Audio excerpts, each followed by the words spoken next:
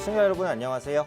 재밌게 배우고 맛있게 수익 내자 런앤런 오현진 팀장입니다. 자, 이번 한 주 개인 투자분들의 매매 어떠셨을까요? 일단 지수가 좋은 것 대비해서 내 종목은 안 갔다 이렇게 말씀하시는 분들이 많습니다. 사실 지금의 상승장은 일반적인 상승장이랑 조금 달라요. 일반적인 상승장에서는 반드시 주도주가 있습니다.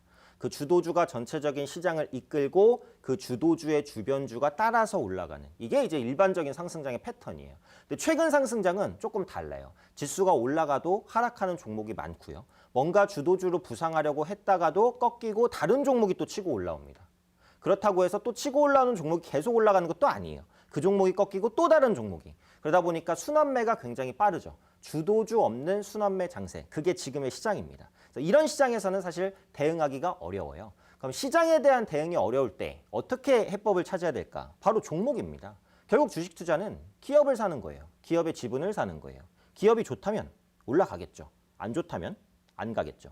지금 순환매 장세에서 지수가 올라가는데 내 종목이 안 간다고 너무 속상해하지 마세요. 그 종목이 분석이 제대로 된 종목이라면 수급은 반드시 들어옵니다. 지금 시장에서는 어느 정도 인내도 필요해요. 하지만 내가 종목을 잘 선별했다는 가정 하에서겠죠. 종목을 매수하실 때 최대한 신중하게 실적과 모멘텀들을 보시면서 체크하셔야 수익을 낼 수 있는 장이니까요. 종목 분석 꼼꼼히 하셔야 될 것 같습니다. 자, 그럼 이번 주에 시황적으로 주목해 볼 부분 뭐 있는지 한번 화면을 통해서 만나보도록 하겠습니다.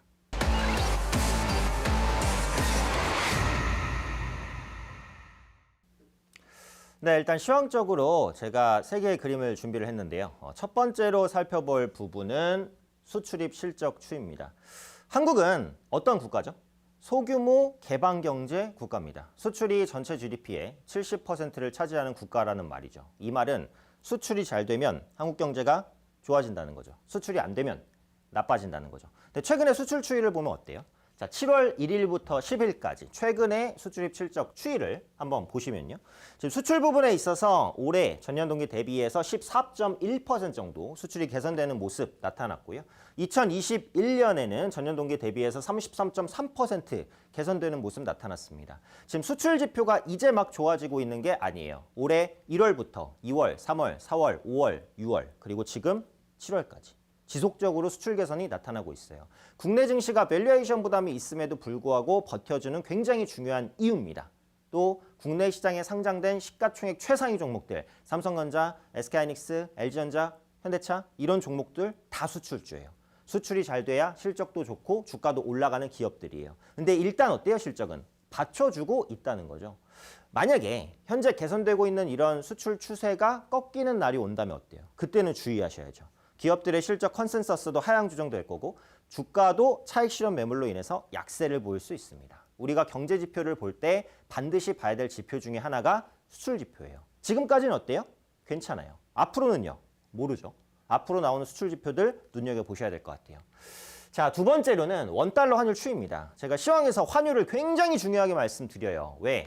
수출에도 환율은 중요하고 외국인 수급에 있어서도 환율은 중요하고 환율 자체가 우리 경제에 끼치는 영향이 너무 커요. 그러다 보니까 원달러 환율은 항상 안정되는 것이 중요하다는 말씀을 많이 드리고 이 검은 선 아래에 환율이 있어야 안정된다라고 말씀을 드렸는데 이번 주 보시면은 검은 선 위로 환율이 뚫고 올라왔어요. 그래서 이번 주에 어때요? 시장이 출렁거렸죠. 물론 주 후반에는 다시 회복하기를 했지만 출렁거렸단 말이에요. 이 원달러 환율이 1150원까지 다음 주에 뚫고 나간다. 반드시 외국인 매물 나옵니다. 외국인 매물이 나오면 어때요? 시장은 하락하겠죠. 자, 시장이 상승 추세를 보일 때 원달러 환율이 급등하면서 시장이 올라간 적은 역사적으로 한 번도 없어요.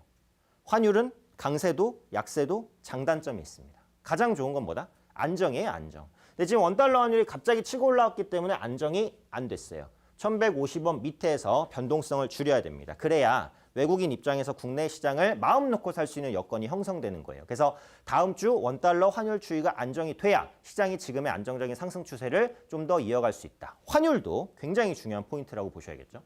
자, 마지막으로는 제가 ETF를 준비했는데요. 이 코덱스 2차전지 산업 주봉 차트입니다. 자, 보시면 이번 주에 2차전 지주가 굉장히 강했어요. 그러니까 주봉 차트로 볼 때 고점을 이제 한 3월 달 정도 한번 기록했고 출렁출렁이었지만 다시 한번 7월 들어서 상승 추세를 올려치면서 어때요? 지금 전고점 저항대까지 뚫어내려는 그런 시도들을 보이고 있어요.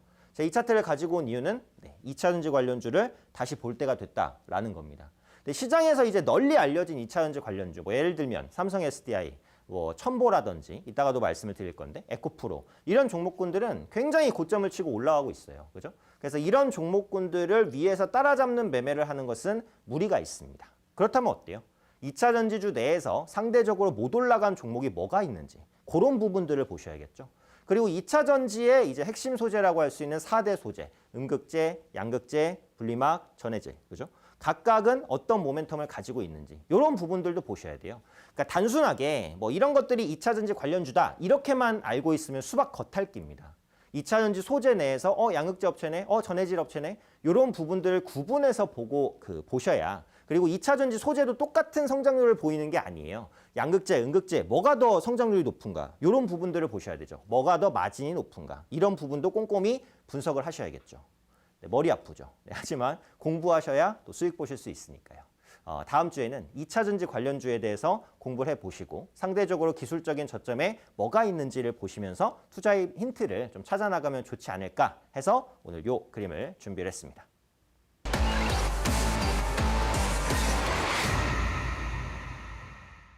네, 이번엔 주간 검색 종목 탑5 시간입니다. 한 주 동안 어떤 기업들에 대한 검색이 많았는지를 보고 투자자분들이 어떤 종목에 대해서 관심을 가지고 계신지를 보고 또 그 안에서 투자 힌트를 찾아보는 코너가 바로 이 코너인데요.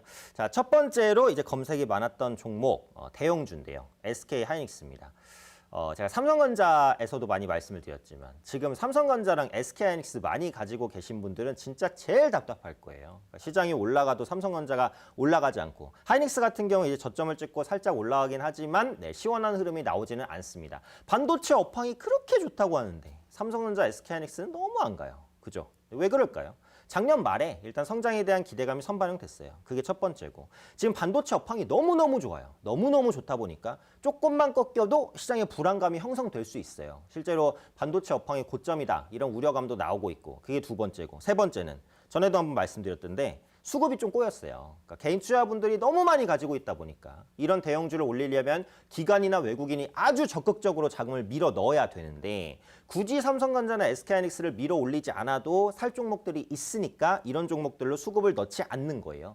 당분간은 분명히 지루한 흐름이 나올 것 같아요. 크게 하락하지도 크게 상승하지도 않는 지금처럼의 굉장히 지루한 흐름. 그래서 사실은 SK하이닉스를 보는 전략은 똑같습니다. 삼성전자도 어떻게 보면 비슷한데요.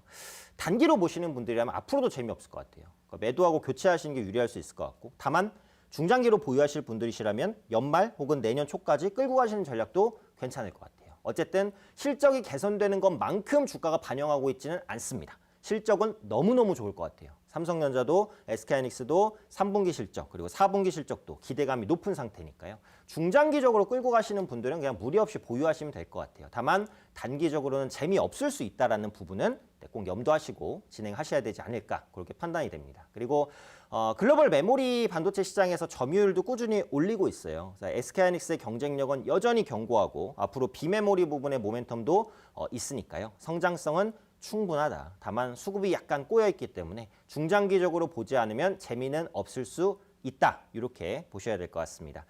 자, 두 번째 종목은 현대차입니다. 현대차 보유하고 계신 분도 분명히 답답하셨을 거예요. 그러니까 두 가지 악재가 있어요. 첫 번째, 차량용 반도체 부족. 이 차량용 반도체는요, 부가가치가 높지 않습니다. 부가가치가 높지 않은 걸 많이 생산하고 싶겠어요? 그렇진 않겠죠. 그런데 급작스럽게 이제 글로벌 자동차 판매가 늘어나다 보니까 차량용 반도체가 훅 꺾어버렸어요. 그러니까 수요는 엄청난데 공급은 한정적이니까 이제 공급이 수요를 못 따라가는 이런 현상이 발생했죠. 자동차 생산 차질 문제로까지 연결이 됐다라고 보시면 될 것 같아요. 다만 이제 현대모비스가 이 차량용 반도체를 자체 생산하겠다고 했죠. 그리고 늦어도 4분기 정도에는 이 문제가 해결은 될 것 같아요. 예정된 악재라는 거죠. 그래서 이 부분 때문에 자동차주가 더 빠지진 않을 것 같고요. 두 번째는 이제 파업에 대한 부분이에요. 그러니까 이 현대차 파업 관련된 이슈는 고질적인 문제입니다. 새롭게 부각되는 문제는 아니에요. 하지만 어쨌든 생산에 악영향을 줄 수 있죠. 그래서 이 두 가지 악재가 있는데 제가 볼 때는 지금 현대차나 기아의 주가에는 이런 악재들이 일단 반영이 돼 있습니다. 그리고 아직 반영되지 않은 호재, 신차에 대한 기대감이에요. 현대차 그리고 기아, 전기차 신차 출시 준비하고 있고 나오고 있어요. 글로벌 전기차 시장에서 현대차 그룹의 점유율도 나쁘지 않아요. 꾸준하게 우상향할 것으로 보여지고 있기 때문에 이런 부분들 염두하신다면 자동차주는 분명히 모아가기 좋은 위치가 아닐까 그렇게 판단됩니다. 자, 세 번째로는 인터파크입니다. 개별주인데 이번 주에 급등을 했어요. 왜? 경영권 매각 이슈가 부각됐으니까. 보통 이제 경영권 매각 이슈가 부각되면 주가가 급등하기는 해요. 근데 이렇게까지 더 급등할 수 있었던 이유는 뭘까? 인터파크가 몸값을 받기 좋을 때 매각을 추진하거든요.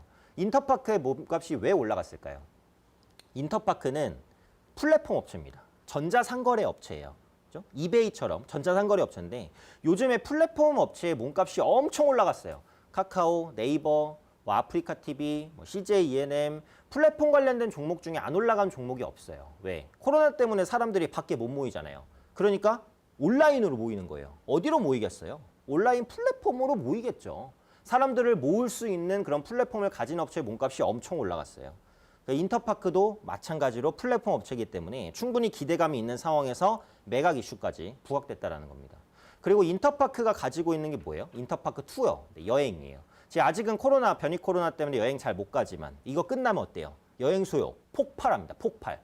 그에 대한 기대감도 선반영돼 있다는 거예요. 그래서 이런 부분들로 단기 급등했죠. 그러니까 주가 측면에서 예측을 해보면 아마 앞으로는 차익 실현 매물이 좀 더 나올 거예요. 네, 그래서 지금 들어가기는 어려워요. 그러니까 보유하고 계신 분들만 분위기를 보셔야 되는데 제가 인터파크를 이제 선정한 이유는 경영권 매각에 의해서 급등했는데 왜 급등했는지 그걸 설명드리기 위함이에요.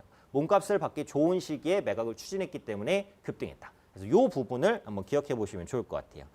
자, 다음 종목은 첨보입니다. 첨보. 아까 2차전지 관련주 얘기했죠. 네, 2차전지 관련된 대표 종목군 중에 하나인데 이번에 그 대규모 전해질 증설을 발표를 했습니다. 증설을 하는 이유는 뭐예요? 그만큼 수요가 커질 것으로 기업들이 예측을 한다는 거죠. 기업이 대규모 투자를 하는 데는 성장이 있습니다. 반드시. 기업들이 아무 근거 없이 증설을 하진 않아요. 증설했는데 안 팔리면 어떡하려고? 엄청난 손해예요. 그죠? 그만큼 확실한 업황 개선에 대한 믿음이 있으니까 가는 거예요. 요즘에 2차전지 관련된 소재 증설 이슈 계속 나옵니다. 그만큼 전기차 시장이 어마어마하게 커질 거라는 거죠. 최소 3년간 전기차 시장은 폭발합니다. 아까 제가 시황에서 말씀드린 대로 전기차 관련주 내에 못 간 종목들 보셔야겠죠. 일단 첨보는 이슈가 많이 반영이 됐어요. 그래서 현재 위치에서 접근하기에는 어렵겠죠.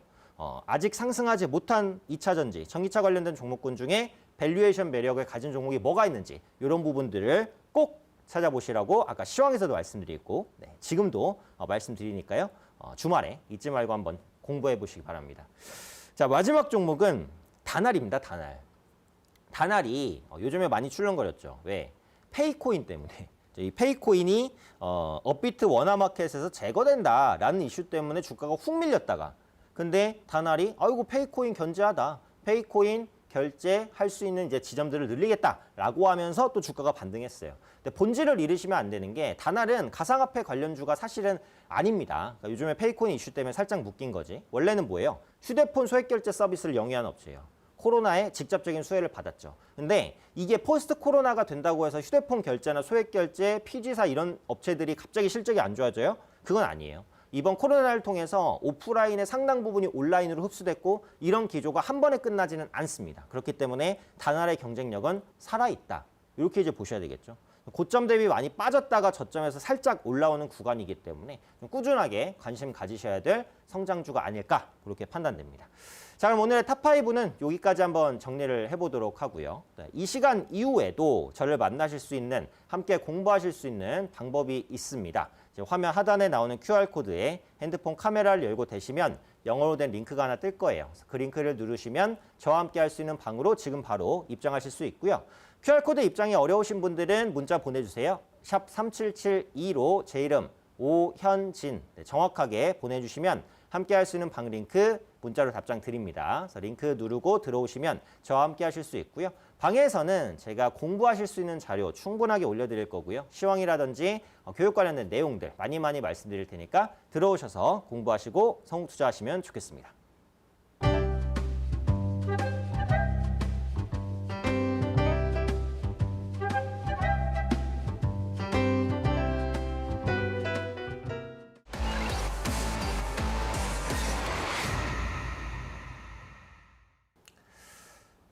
최고의 맛과 최악의 맛 시간입니다. 런앤런의 대표 코너죠. 최고의 맛과 최악의 맛을 하는 이유는 수급이 강하게 유입됐고 강하게 빠졌고 혹은 시장에서 특징적으로 부각되는 종목이 있었을 때 그걸 통해서 어떤 투자의 힌트를 얻을 것이냐라는 것을 분석하기 위해서 하는 코너가 바로 이 코너라고 보시면 될 것 같아요. 그래서 최고의 맛은 이제 일반적으로 수급이 많이 몰렸던 종목에서 제가 선정을 하는데요. 이번 주에 제가 선정한 최고의 맛 종목은 옵트론텍입니다. IT 부품주 가지고 계신 분들 진짜 소외감 엄청 크셨을 거예요. KH바텍, 파트론, 지금 말씀드리는 옵트론텍, 그다음에 MC넥스라든지 BH 이런 종목들, 스마트폰 부품주로 평가되는 이런 종목군들. 코스닥 시장이 신고가를 경신함에도 불구하고 바닥에서 굉장히 지루하게 움직이는 모습들을 보였는데 이제는 고개를 들고 좀 올라가려는 시도들이 나오고 있습니다. 그래서 그런 만큼 IT 부품주에 대한 관심 필요하고 IT 부품주 지금 가지신 분들은 홀딩에 나가시는 전략을 짜셔야 될 것 같은데요.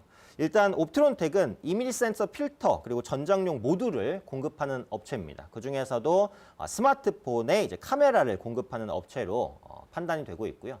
이 카메라 업체들은 성장성이 풍부해요. 그럴 수밖에 없는 게 스마트폰은 카메라가 멀티 카메라, 많은 카메라를 넣기 시작하죠. 그 다음에 고화소 카메라, 화소도 높아집니다. 카메라의 단가가 비싸지겠죠. 카메라의 개수도 많아지죠. 더 나아가서는 뭐예요?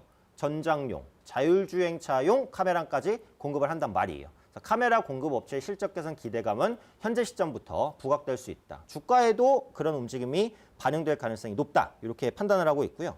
이번 주에 급등했던 이슈가 있습니다. 바로 삼성전기가 테슬라에 5천억 이상 규모의 카메라 모듈을 공급한다는 이슈예요. 이게 옵트론텍과 무슨 상관일까? 옵트론텍이 테슬라 자율주행용 카메라 모듈의 렌즈 유닛을 공급해요. 그러다 보니까 이제 자율주행용 카메라 공급이 확대되겠구나. 이 부분이 부각이 됐죠. 자, 한 가지 좀 재밌는 게 있는데요. 지금 이제 테슬라의 행보입니다. 테슬라가 이제 자율주행에 굉장히 강한 드라이브를 걸고 있어요. 그만큼 먹거리가 많은 산업이라고 보고 대규모 투자를 하겠다라고 보는 거죠. 근데 원래 자율주행에는 레이더가 중심적으로 쓰일 거라고 예상을 했어요. 근데 이번에 앨런 머스크가 우린 레이더 필요 없어. 카메라로 자율주행을 다 구축할 거야. 이렇게 밝혔어요. 그러면서 카메라 모듈 관련된 종목군들이 올랐죠. 시장에서는 이제 기대와 우려를 다 표명하고 있는데 지금 우려가 조금 더 많아요. 레이더 없이 카메라로만 자율주행을 한다고? 그렇게 했을 때 안정성이 보장될 수 있을까? 저도 의심스럽습니다. 근데 어쨌든 테슬라는 카메라를 통해서만 자율주행 하겠다라고 밝히고 있어요. 그래서 앞으로 자율주행의 트렌드가 카메라의 포커스가 있을지, 레이더의 포커스가 있을지, 동반 성장할지 이 부분에 따라서 자율주행 관련주의 움직임도 많이 차별화가 될 거예요. 그래서 이 부분도 꼼꼼하게 보셔야 될 것 같고요.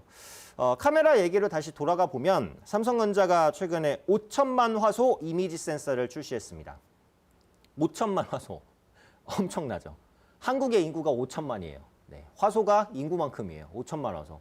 앞으로도 이런 화소 경쟁, 분명한 색 경쟁 계속해서 치열하게 진행될 겁니다. 그 색 구현율도 계속해서 높아지고 있잖아요. 예를 들면 이제 반타블랙이라고 하는 완전한 블랙, 그죠? 빛을 거의 제로로 만들어버리는. 예전에는 상상할 수 없었던 기술이 최근에는 가능하죠. 어떤 걸로 인해서 가능하겠어요? 카메라로 인해서 가능해진다는 겁니다. 그만큼 카메라 모듈 업체의 성장성은 무궁무진하다. 이렇게 보셔야겠죠. 고화소가 되면 그만큼 납품 단가도 올라가요. 그러니까 이 부분도 수익성 개선에 도움을 주는 거니까 같이 한번 체크를 하셔야 될 것 같고요.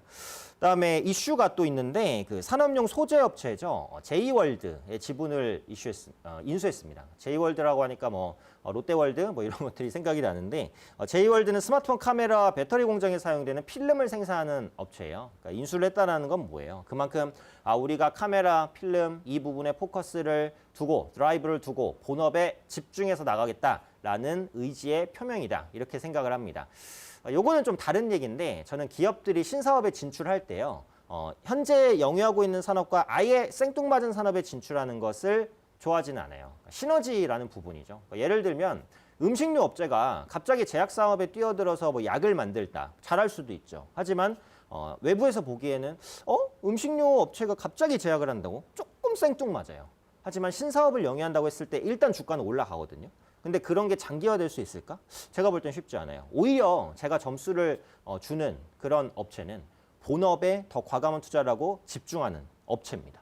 그런 관점에서 이제 옵트론텍이 본업에 좀 더 집중한다는 느낌을 줬기 때문에 이런 부분들을 충분히 긍정적으로 생각할 수 있을 것 같아요.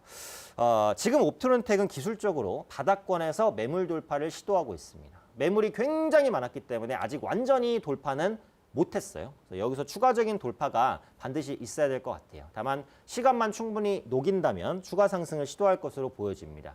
제가 최고의 맛에서 말씀드리는 종목 중에서 매수권에 둘 수도 있다라고 말씀드리는 종목이 별로 없는데 요 종목 옵트론텍은 매수권에 두고 관심 있게 보셔도 좋을 것 같아요. 그래서 옵트론텍을 포함해서 IT 부품주에 대한 전반적인 관심을 갖자라는 것이 오늘 최고의 맛의 이제 핵심 포인트다라고 보시면 되겠습니다. 자, 두 번째로는 이제 최악의 맛인데요. 최고의 맛보다 선정하기가 훨씬 힘들어요. 그러니까 단순히 많이 떨어졌다고 최악의 맛으로 선정하지는 않아요. 네, 이걸 통해서 뭔가 말씀드리고 싶은 게 있기 때문에 종목을 선정하는 겁니다.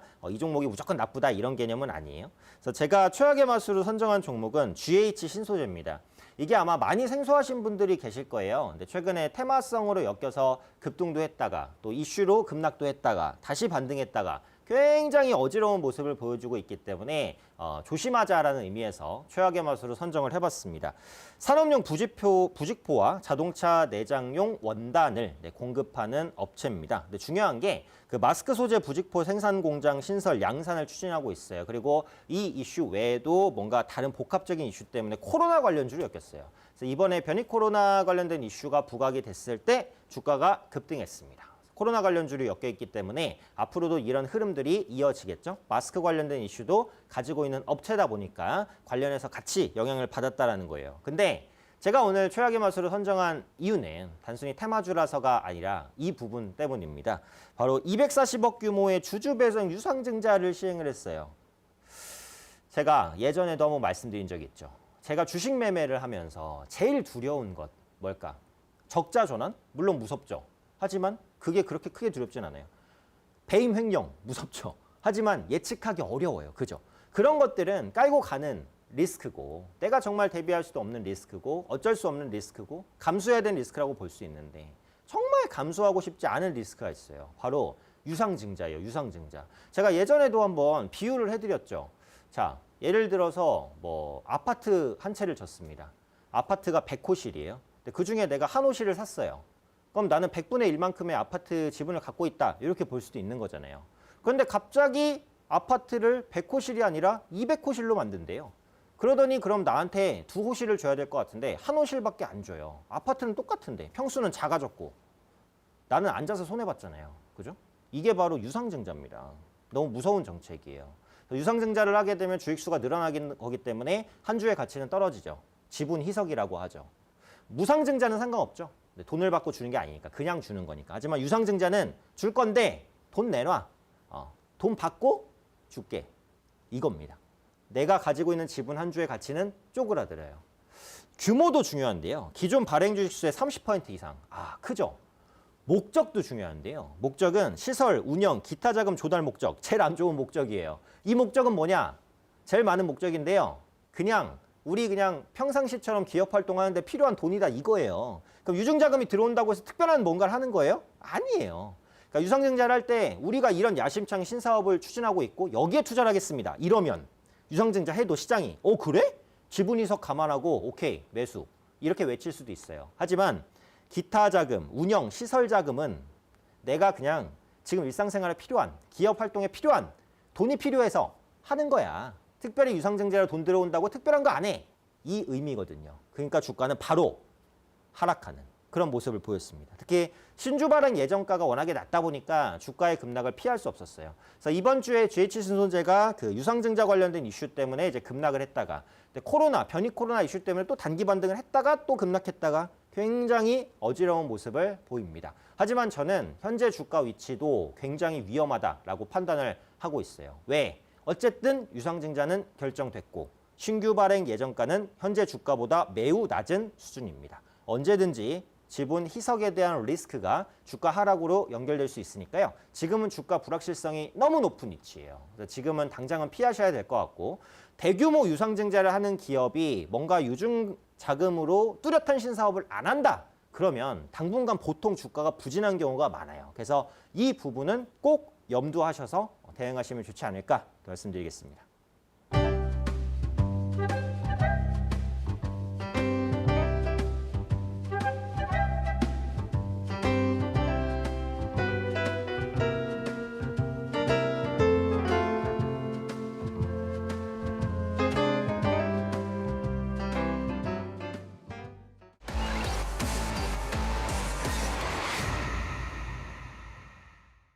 자, 공부합시다 시간입니다. 런앤런은 사실 모든 코너가 공부하는 코너예요. 네, 이 코너 자체가 이제 공부하고 수익내자라는 컨셉을 가지고 있으니까. 그런데 이 공부합시다 코너에는 이제 교육만 주구장창 들어있죠. 교육의 가장 핵심적인 내용이 들어있고 제가 가장 공을 많이 들이는 코너기도 합니다. 그래서 오늘의 교육 내용은요. 기초 강의인데 기초 강의 중에서도 뭐냐?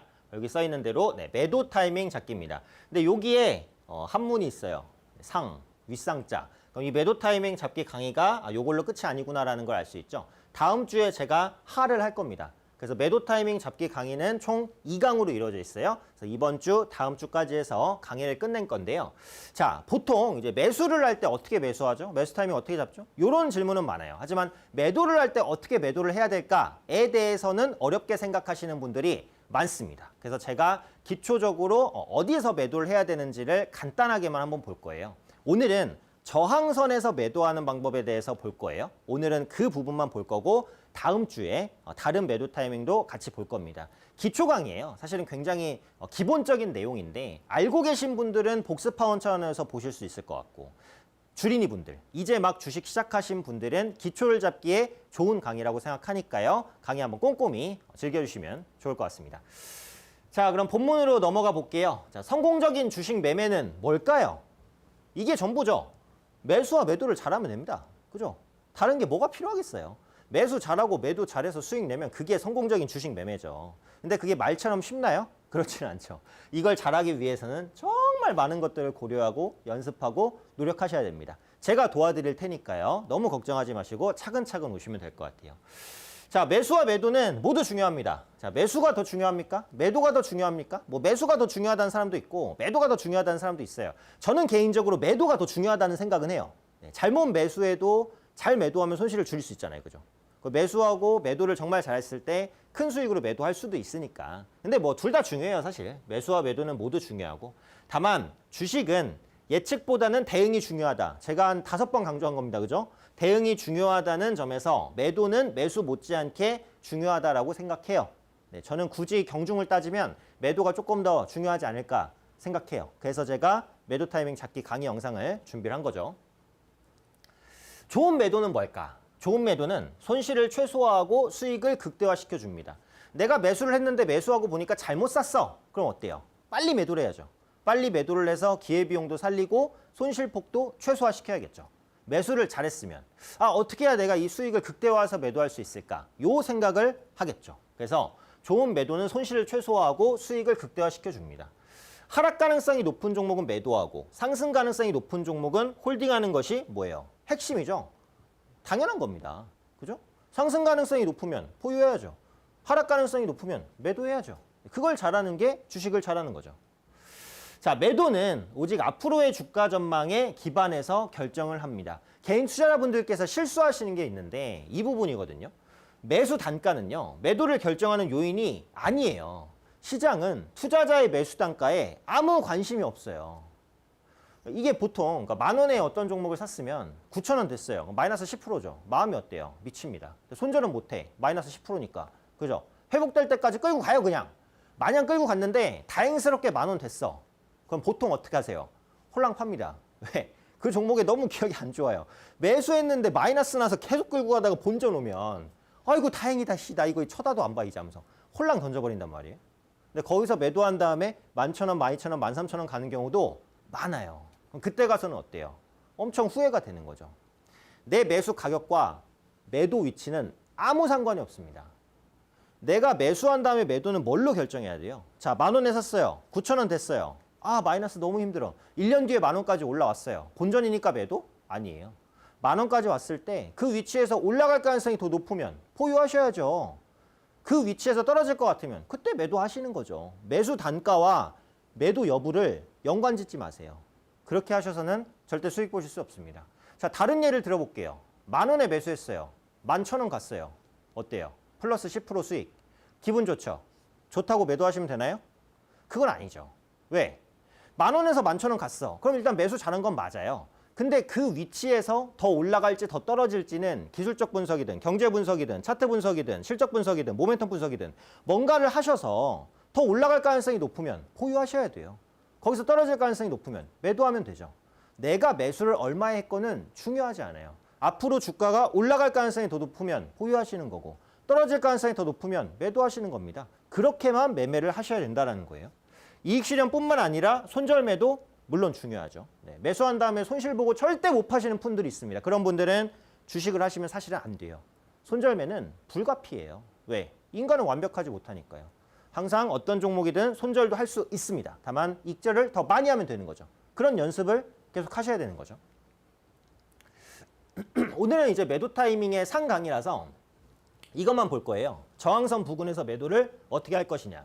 그 부분인데 저항선에서 저항받는지 여부를 확인한 다음에 매도하는 게 이제 핵심이에요. 자, 지지선에서 반등하면 매수, 저항선에서 떨어지면 매도. 이건 이제 기본적인 전략인데 저항선까지 왔을 때는 어떻게 해야 되냐? 그때는 보유하셔야 되거든요. 왜? 저항선에서 주가가 맞고 떨어질 수도 있지만 돌파할 수도 있거든요. 돌파하면 그때는 보유를 해야 돼요. 그래서 오늘 말씀드린 핵심은 뭐냐면 저항선에서 매도해야 된다 그건 아니에요. 저항선에서 매도한다 이건 너무 기본적인 얘기고 저항선에서 저항받는지 여부를 뭐라고요? 네, 확인을 한 다음에 매도를 해야 된다. 그거를 제가 말씀드리려고 하는 거예요. 이 파란색이 저항선이고 빨간색이 주가일 때 주가가 여기서 부딪혔고 네, 여기서도 부딪혔습니다. 그죠? 그리고 계속해서 부딪히는 타이밍 여기서는 안 부딪혔고 여기서 부딪혔는데 이 위치에서 매도하는 게 아니라 주가가 내려가는 걸 확인하고 매도하셔야 된다는 거예요. 여기서 매도하면 더 수익이 높았는데 예, 맞아요. 하지만 궁극적으로 여기서 매도했을 때 뚫고 나갈지 꺾일지 모르잖아요.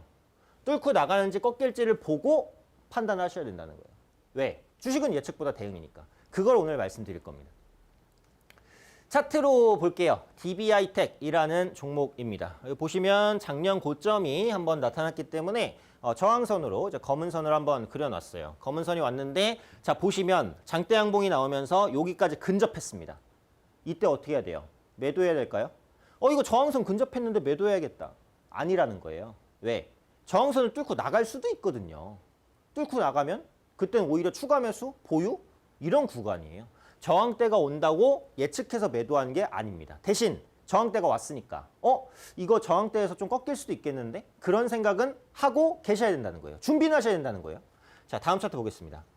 자, 볼게요. 그 다음에 이제 약간 그 도지 모양이 조금 떴고 어떻게 보면 십자가인데 그 다음날 돌파를 시도했는데 검은 선을 뚫어냈어요? 못 뚫어냈죠. 이날까지는 보유예요. 이날까지는. 왜? 저항선까지 온 거지 꺾인 건 아니에요. 근데 그 다음날 음봉이 뜹니다. 이때는 매도하셔야 된다는 거예요. 자, 저항선 매도의 핵심은 저항선에 붙었을 때는 매도하지 않습니다. 저항선에 붙어서 뚫고 나갈 수도 있거든요. 근데 저항선에서 꺾이는 모습을 눈으로 확인을 하고 그때 매도를 하셔야 되는 거예요. 그게 핵심이에요. 자, 여기서 이제 매도를 안 했으면 여기까지 주가가 하락을 하게 되는 거죠. 전형적으로 저항선에서 부딪히고 떨어지는 차트입니다. 저항선까지 주가가 올 때는 매도의 준비는 하지만 그것만 보고 매도하지는 않습니다. 저항선이 맞고 떨어지는 걸 보고 매도해요. 왜? 저항선을 뚫고 올라갈 수도 있으니까요. 만약에 여기서 이 돌파를 성공했으면 이 종목은 정말 급등이 나올 수도 있어요. 그럼 내가 괜히 여기서 예측 매도했다가 이 급등을 못 먹을 수도 있으니까 꺾이는 걸 보고 매도를 하셔야 됩니다. 같은 예입니다. 계속 볼게요. 종목은 대한전선인데요. 여기가 저항대예요. 고점 일치하는 선에 검은 선을 쫙 그었습니다. 그 다음에 여기까지 왔는데 살짝 부딪히고 떨어지는 듯 했지만 어쨌든 장대 양봉. 이 위치에서 매도하지 않습니다. 아직은 저항선에 맞고 떨어진 건 아니에요. 저항선 돌파를 시도 중인 상황이에요. 시도 중인 상황. 여기서 매도하지 않아요. 하지만 저항선에서 떨어지면 매도를 해야 되겠다라는 준비는 하셔야 된다는 거예요. 자, 그래서 보시면 어때요? 여기서 음봉이 뜨고 밑골이 달렸죠. 이건 역시도 종가 수준에서는 당겼으니까 깨진 건 아니에요. 돌파를 시도할 수도 있어요. 좀 더 봐야 되는 거예요. 자, 여기서 보시면 돌파를 합니다. 이때는 보유하셔야 돼요. 보유하셔야 되고 추가 매수를 할 수도 있어요. 왜? 중요한 저항대를 뚫어냈기 때문에 추가적인 상승이 나올 가능성이 높아진 상황이에요. 이때는 매도하시면 안 돼요. 계속해서 보유하시면서 수익 극대화 전략을 짜셔야 된다라는 거예요. 자, 그 다음 차트 보면 어때요? 이 저항대에서 하루 이틀 3일 정도 이렇게 매물 소화를 거친 다음에는 장대 양봉이 한 번 더 치고 나갑니다. 이게 저항대라고 해서 예측 매도를 여기서 했으면 이 수익을 놓치는 거예요. 그죠? 여기서는 이제 종가 부근으로 1,000원까지 뚫었는데 나는 800원에서 매도를 하게 된다는 거예요. 플러스로 20% 정도나 수익을 더 볼 수 있었는데 예측 매도를 함으로써 그 수익을 날려버린다는 겁니다. 매도는 예측하는 게 아니에요. 매수는 예측하는 거죠. 매수는 뭘 예측해요?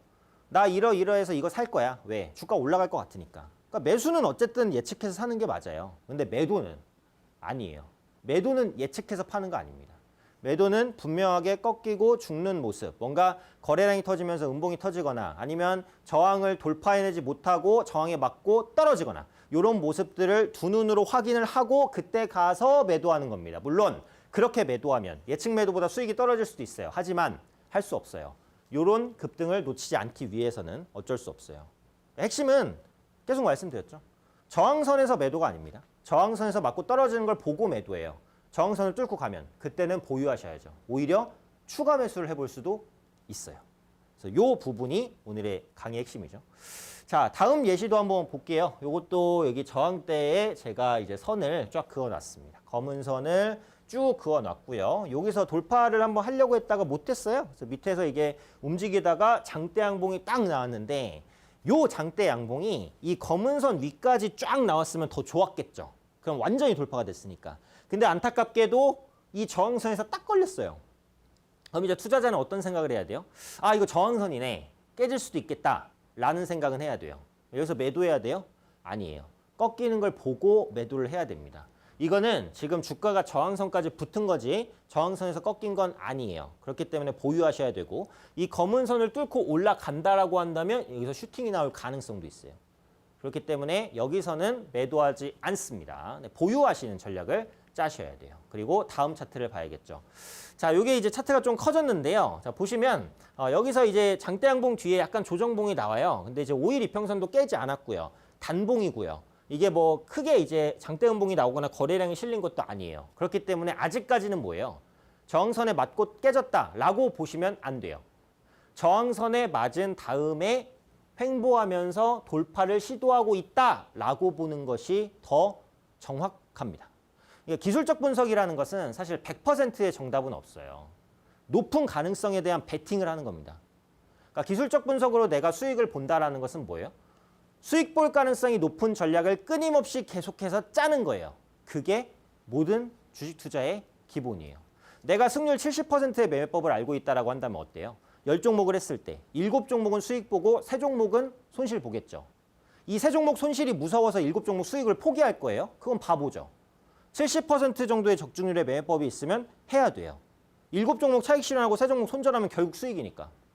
근데 그게 10종목이 아니라 100종목이면 1000종목이면 1000종목이면 700종목 차익 실현 300종목 손절매입니다. 400종목은 순수익이에요. 그걸 쌓아나간다고 생각해 보세요. 계좌 수익이 계속 올라가겠죠. 주식 투자는 이런 겁니다. 어차피 100%의 매매는 없어요. 높은 가능성에 대한 끊임없는 베팅이에요. 그래서 이것도 마찬가지라는 거죠. 고점 돌파를 시도하는 중에는 매도하지 않습니다. 돌파할 수도 있으니까. 돌파하면은 강한 흐름이 나올 수 있으니까. 그런데 이 위치에서는 돌파는 못했어요. 이 장대 양봉이 나오고 하나, 둘, 셋, 4거래일 정도에 다시 저항선으로 붙였는데 돌파 못했어요. 그 다음에 음봉 떨어졌고 밑꼬리로 당기긴 했지만 이 음봉 크기가 작지 않아요. 그렇기 때문에 여기서는 좀 아쉽지만 매도를 해주셔야 됩니다. 주식은 미련 가지시면 안 돼요. 내가 어떠한 원칙을 정했다면 그 원칙은 목에 칼이 들어와도 지키셔야 됩니다. 아, 이거 깨졌지만은 이거 어디서 좋다고 하는데 조금 버텨볼까? 안 돼요. 그러다가 끝장나시는 거예요. 절대적으로 정해진 원칙을 지키셔서 매매를 하셔야 됩니다. 자, 이제 보시면은 아까 그 차트네요. 그죠? 자, 여기서는 매도를 해주셔야 된다는 거예요. 여기서는 매도를 해주셔야 된다는 거고 여기서 매도를 안 했을 때는 장대 음봉 맞고 쫙 빠집니다. 네. 이게 보면 한 3,400원에 매도할 수 있었던 거를 2,900원까지 끌고 가는 거예요. 이때는 손실 커서 또 매도 못 하잖아요. 그죠? 여기서 이제 빠르게 올라오기도 힘들어요. 그러니까 정해진 원칙, 규칙에 맞게 좀 매매를 하셔야 된다는 거 반드시 말씀을 드리겠습니다. 자, 이제 윌덱스라는 종목인데요. 자, 보시면은 이 전고점 저항까지 왔어요. 이게 보면 뭐예요? 똑같은 거 반복이에요. 그죠? 자, 이게 마지막 케이스로 보겠습니다. 마지막 케이스로. 전고점 저항 선 긋습니다. 왔죠? 다시 한번 돌파를 시도했는데 돌파는 못했어요. 근데 저항선에 주가가 딱 붙었어요. 딱 붙었어요. 딱 붙었기 때문에 돌파할 수도 있고 꺾일 수도 있어요. 근데 일단 저항대니까 꺾일 가능성이 좀 더 높아요. 하지만 그래도 보유합니다. 돌파할 수도 있으니까요. 예측 매도가 아니에요. 꺾이는 거 보고 매도. 다음 차트를 보시면 어때요? 돌파했어요. 여기서 예측 매도했으면 이걸 못 먹는 거예요. 이게 돌파가 됐다는 건 뭐예요? 저항선 돌파는 뭡니까? 신규 매수. 보유하고 있으면 홀딩 혹은 추가 매수까지도 가능할 수 있어요. 저항선 돌파 매매는 굉장히 기술적으로 일반적인 매매예요. 그러니까 서점에 가서 기술적인 기본적 책을 보셔도 돌파 매매는 엄청 많습니다. 돌파 매매가 그만큼 또 쉽기도 하고 그만큼 또 적중률도 괜찮아요. 그래서 대부분 저항대를 돌파할 땐 매수다. 이런 기본적인 그 로직이 형성이 돼요. 그래서 전 고점 부근을 돌파를 했기 때문에 이 위치에서는 뭐예요? 보유를 해주셔야죠. 그러면 확률적으로 이 위치에서 주가가 추가적인 상승을 보일 가능성이 높습니다. 자, 오늘은 그 매도 타이밍 잡기에 대해서 말씀을 드렸어요. 그래서 오늘 버전은 상 버전 하나만 말씀드렸죠. 뭐? 저항선에서 어떻게 할 것이냐. 마지막으로 정리를 해보면 어때요? 저항선에서는 매도한다? 아니다. 저항선에서는 매도할 준비를 한다. 그건 맞아요. 근데 저항선 구간에서 맞고 떨어지면 그땐 매도. 맞고 떨어지지 않고 저항선을 뚫고 올라가면 그땐 보유. 보유하든지 혹은 추가 매수도 할 수 있다. 신규 매수도 가능하고요. 이게 핵심이에요. 그래서 주식은 항상 예측보다는 대응이니까요. 이 부분을 절대 잊지 마시고요. 자, 오늘은 매도 타이밍 그 잡기 상 버전이었고요. 다음 주에 하 버전으로 추가적인 내용들을 좀 말씀드릴 테니까요. 주말 동안 요 저항선 부분에서 어떻게 할 것인지 실제로 차트 보면서 많이 연습해 보시면 좋을 것 같습니다.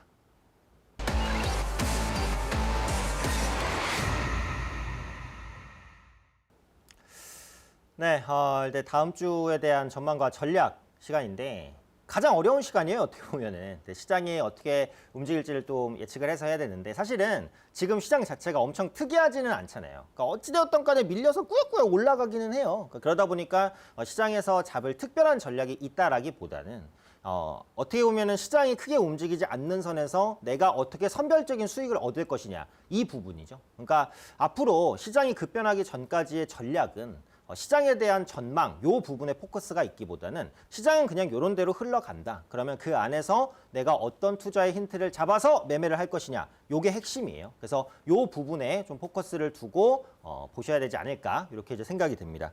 첫 번째로 말씀드릴 부분은 실적이에요. 실적, 그죠? 네, 2분기 실적에 대한 기대감이 꾸준하게 좀 부각되는 모습들이 나타나고 있습니다. 지금 실적 시즌인데. 삼성전자 일단 어닝 서프라이즈 나왔고 지금 대기업들 나오는 실적들 보면 대체적으로 상당히 좋아요. 얼마나 좋냐면 예상치가 진짜 높거든요. 그런데 그 예상치를 다 뚫고 올라가고 있어요. 네. 최대 실적이 계속 나온단 말이에요. 그만큼 실적에 대한 기대감이 높아지고 있다라는 겁니다. 근데 제가 이제 실적에 대한 부분을 말씀드릴 때 항상 중요하게 말씀드린 게 뭐냐면 그러니까 절대 수치가 얼마 나오는지는 크게 중요하지는 않아요. 일단 절대 수치가 나왔다는 건 확인이 됐다는 거니까. 시장은 확인된 거로 인해서 크게 반응하진 않아요. 기대감에 의해서 올라가는 것이죠. 그죠? 그래서 항상 실적을 보실 때는 뭐를 보라고 말씀드리죠? 컨센서스, 그죠? 예상치를 확인을 하셔야 됩니다. 실적에 대한 예상치가 꾸준하게 올라가고 있다라고 하시면 어때요? 그 종목은 관심 있게 보셔야겠죠. 그리고 전에도 한번 말씀드린 적이 있는데 이게 실적 시즌을 보는 전략은 어떻게 보면 좀 심플해요. 그러니까 실적 발표 직전까지 시장에 대한 컨센서스, 그러니까 실적 전망치가 계속 상향 조정되는 기업은 어닝 서프라이즈가 나올 가능성이 높습니다. 근데 실적 발표까지 실적 컨센서스, 전망치가 계속 떨어지는 기업은 어닝 쇼크가 발생할 가능성이 높아요. 그럼 우리는 어떤 종목을 매수해야 되겠어요? 실적 컨센서스가 상향 조정되는 종목을 매수를 하셔야겠죠. 근데 이 전략은 어떻게 보면 대형주에만 쓸 수 있어요. 왜? 중소형주는 증권사에서 리포트를 잘 안 써요. 돈이 안 되기 때문에. 리포트 써봤자 1년에 한두 번밖에 안 써요. 그럼 실적 컨센서스를 추적할 수가 있어요? 없어요. 근데 대기업, 예를 들어서 삼성전자는 일주일에 한 번씩이라도 전망치 계속 수정합니다. 이번에 영업이익 10조 같아. 아니야 10.5조 같아. 아니야 10.8조 같아. 이런 식으로 계속 수정을 해요. 대기업들은. 코스피 200 기업들은. 그럼 그 수정치가 상향 조정되는 기업이 있어요. 그럼 그런 기업을 사시면 실제로 어닝 서프라이즈를 내면서 주가가 단기간에 좀 슈팅을 보일 가능성도 있다라는 거예요. 그러니까 실적 시즌을 대응하는 전략은 또 굉장히 심플합니다. 뭐가 심플하다고요? 실적 컨센서스 상향 조정을 보는 거예요. 그죠? 절대 수치는 중요하지 않아요. 예상치가 올라가고 있느냐를 보는 게 핵심입니다. 그래서 반드시 이 부분을 명심하고 기억을 해주셔야 될 것 같아요. 자, 두 번째는 이 부분인데요. 지금 시장이 올라가고는 있죠. 올라가고는 있는데 기관 외국인이 국내 시장을 적극적으로 사고 있나요? 그건 아니에요. 누가 사고 있어요? 여전히 개인이 사고 있어요. 여전히 개인이 사고 있단 말이에요. 근데 지금 보시면은 주식 예탁금 규모가 60조 원대에서 크게 치고 올라가지는 못해요. 그 말은 뭐냐면 어차피 지금 주식시장에 들어올 개인은 다 들어왔어요. 다 들어왔어 진짜. 주식을 하겠다라고 하면은 다 했어. 지금 주변에 물어보세요. 주식하고 있는지. 그 주식을 안 하고 있는데 앞으로 주식할 생각이 있는지. 그러신 분 별로 없을 거예요. 왜? 주식을 하려고 생각하신 분들은 이미 시장에 거의 다 들어와 있거든요. 실제로 제 주변의 사례를 봐도 그래요. 그럼 뭐예요? 더 이상 개인 자금으로 시장을 밀어올리기는 어렵다는 거예요. 반드시 외국인과 기관이 들어와줘야 시장이 들어올려지는데 지금 외국인과 기관이 이번 주에만 보시면 코스피와 코스닥에서 뭐 적극적으로 샀어요? 물론 적극적으로 팔지도 않았어요. 적극적으로 사지도 않았어요. 그냥 사는 것만 삽니다. 요즘에 순매수가 잡혀도요. 규모가 엄청 적어요. 그러니까 옛날에 코스피에서 뭐 기관 순매수다. 그럼 보통 한 2천억, 3천억, 5천억 이렇게는 사요. 근데 지금은 순매수라고 해도 500억, 1000억 이거밖에 안 돼요. 뭐예요? 그만큼 관망 심리가 심하고 기관 외국인도 선별적으로 산다는 거예요. 근데 역설적으로 이런 시장에서 뭘 봐야 되냐? 기관 외국인이 뭘 사는지를 보셔야 됩니다. 자, 지금이 상승장이고 기관 외국인의 순매수가 시장으로 쫙 들어오는 장이라고 생각해 볼게요. 그럼 기관 외국인 양매수 종목이 엄청 많아요. 그죠? 그러면 그렇게 양매수하는 게 의미가 있어요? 별로 없어요. 왜? 양매수하는 종목이 엄청 많으니까. 근데 지금처럼 기관 외국인이 시장을 적극적으로 사지 않는 시장에서도 기관 외국인이 양매수를 하는 종목은 있다 없다? 있어요. 그럼 그런 종목은 많을까요? 많지 않죠. 시장을 사는 게 아니라 개별 종목을 사는 거니까. 그러면 어때요? 그런 종목은 눈여겨보셔야 되나요? 그렇죠.